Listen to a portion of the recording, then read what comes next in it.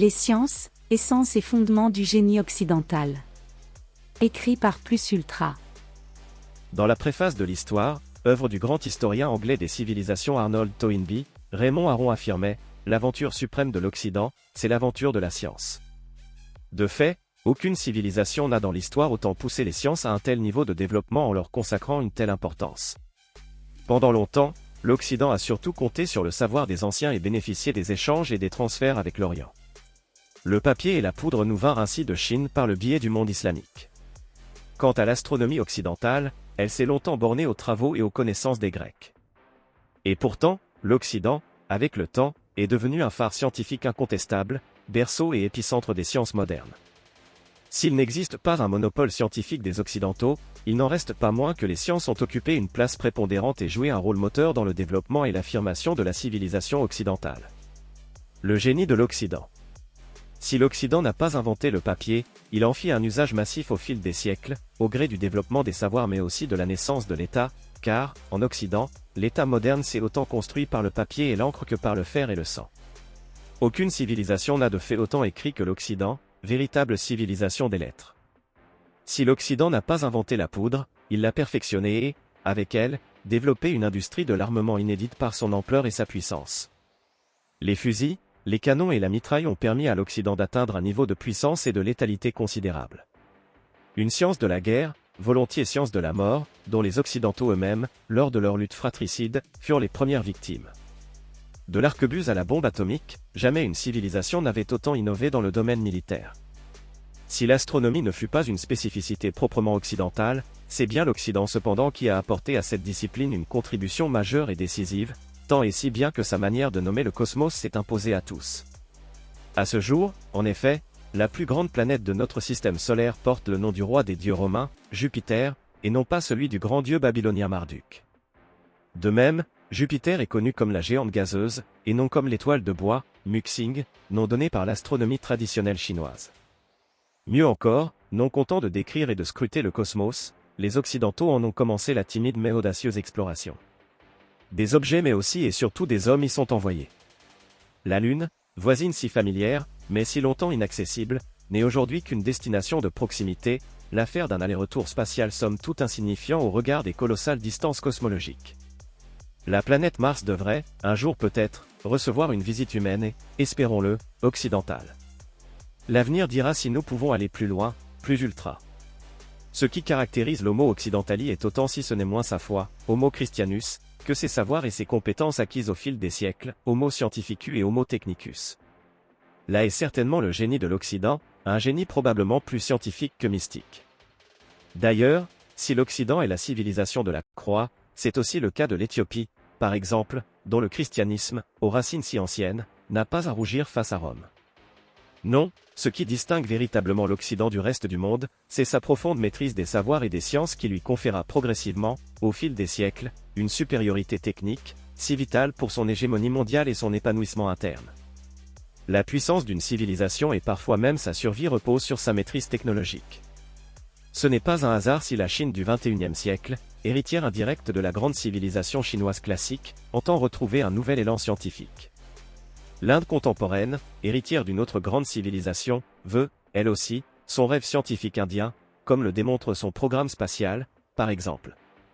Si la Chine s'efforce de copier et de dépasser sur le plan technologique l'Occident, c'est parce qu'elle a tiré une double leçon de l'histoire. D'une part, l'Occident reste, encore, technologiquement central, voire supérieur, dans quantité de domaines et, d'autre part, tout retard en la matière est un sérieux handicap face à cet Occident.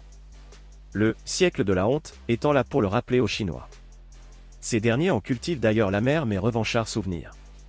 Professer la supériorité technologique de l'Occident, ce n'est pas faire preuve d'un suprémacisme quelconque ou d'une vision occidentalo-centrée, c'est décrire un fait historique. Depuis la Renaissance, l'Occident a pris un ascendant sans cesse croissant sur le reste du monde et les autres civilisations. De la caravelle à la fusée. Disons-le d'emblée, le Moyen Âge a eu son propre génie et ne fut aucunement un âge obscur, comme peuvent en témoigner les cathédrales ou les universités.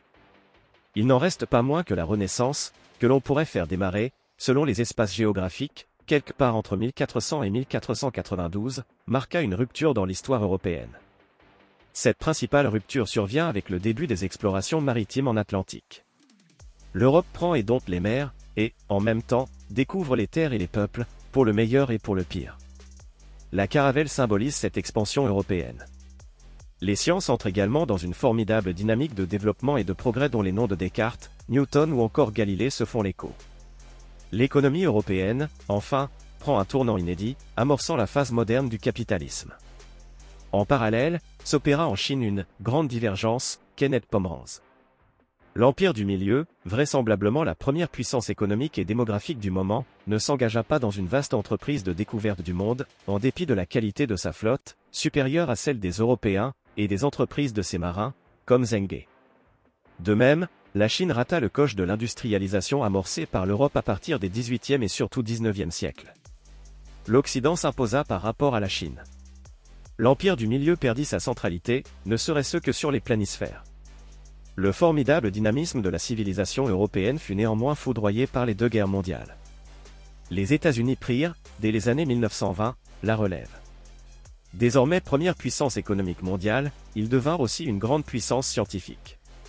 Le pays de Thomas Edison et de Henry Ford accomplit entre les années 1940 et les années 1970 au moins deux événements majeurs à l'échelle non seulement de la civilisation occidentale mais de l'humanité tout entière, la maîtrise, destructrice dans un premier temps, de l'atome, 1945, et le premier pas humain sur la Lune, 1969. De la caravelle à la fusée, la civilisation occidentale est bel et bien une civilisation scientifique, une civilisation du mouvement et de l'expansion. C'est l'Occident, également, qui inventa le train, la voiture et l'avion.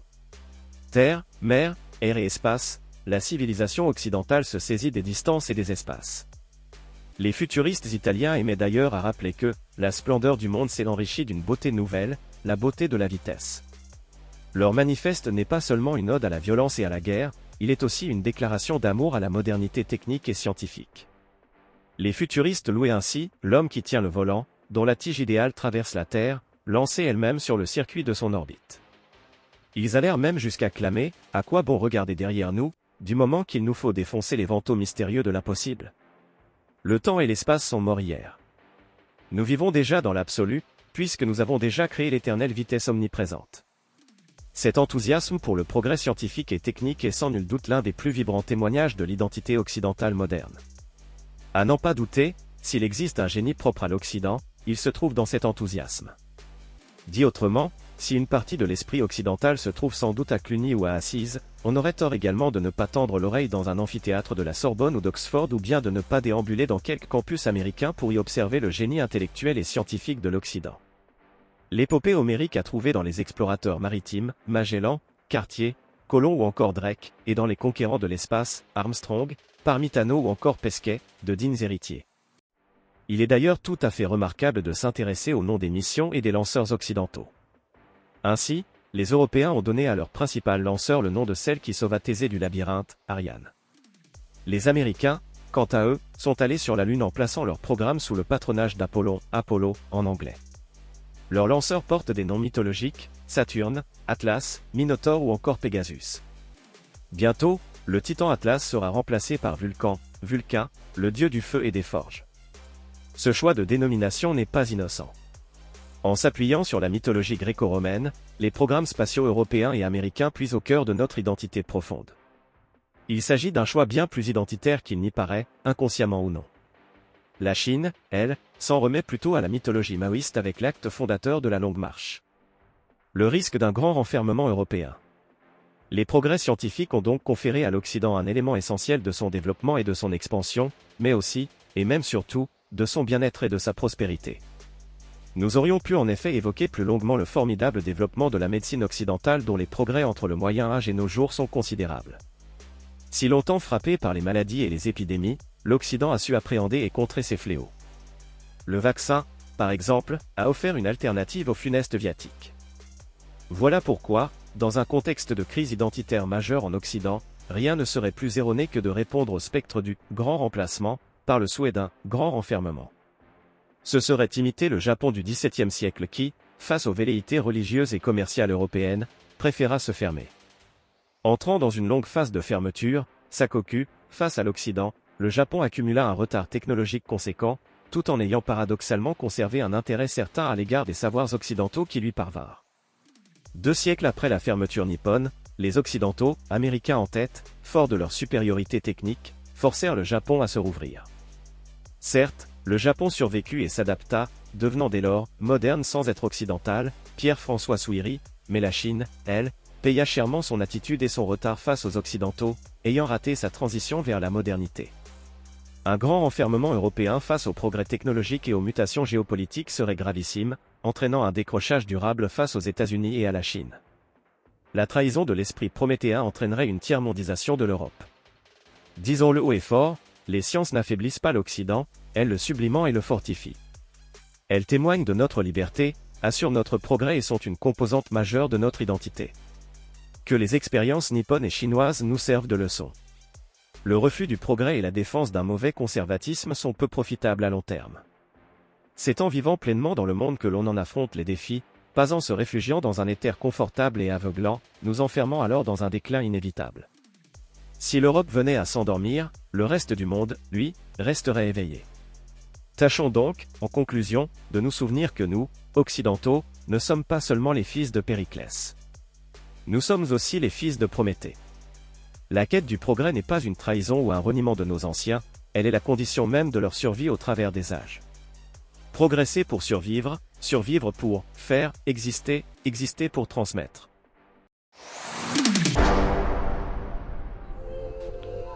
Cet audio vous a plu ?